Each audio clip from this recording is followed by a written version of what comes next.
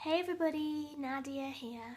I want to talk to you today about upper limit problems and how sometimes our upper limit, which is something that our subconscious places upon us, like our own glass ceiling really, how it can come into play when you least expect it.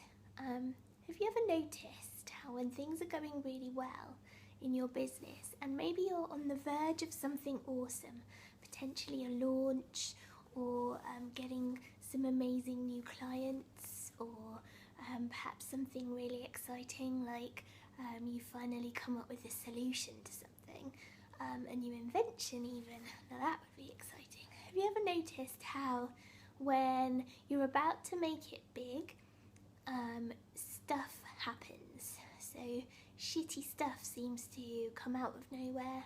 Either you get sick or things just generally go wrong. Like you get sick or you get distracted or some drama happens and it totally distracts you from what you're working on, and you sort of a few days later maybe wonder, how did I get here? What happened? What went wrong? Why am I doing something completely random? Or why did I not push through with that launch? Or why didn't I get as many sales as I thought I would? And when you look back, it's clear that there were forces at play. I don't believe in universe stuff really. I know lots of people do. I'm not really a spiritual person, but I do believe that there's some stuff going on in our subconscious that tries to keep us safe, and it kind of imposes this upper limit on us and stops us from doing anything too scary. And when that happens, that's when stuff goes wrong. And obviously, you can't blame that for like illness necessarily, but it somehow can contribute. So, for example, recently things were going brilliantly. I launched my Actionista Academy in the first few weeks, and then I'm playing football, just mucking about, and I really hurt my foot. They thought I'd broken it and I ended up in plaster.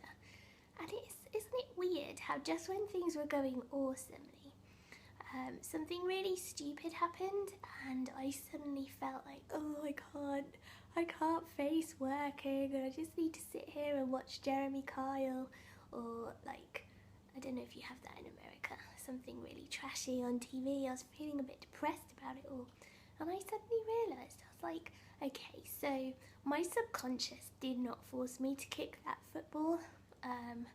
Obviously I was doing it for the benefit of the Women's World Cup team, not really, but I was just doing it without really thinking, and potentially there's something in this idea of an upper limit problem where you sort of deliberately self-sabotage and stuff happens which prevents you from achieving your full potential.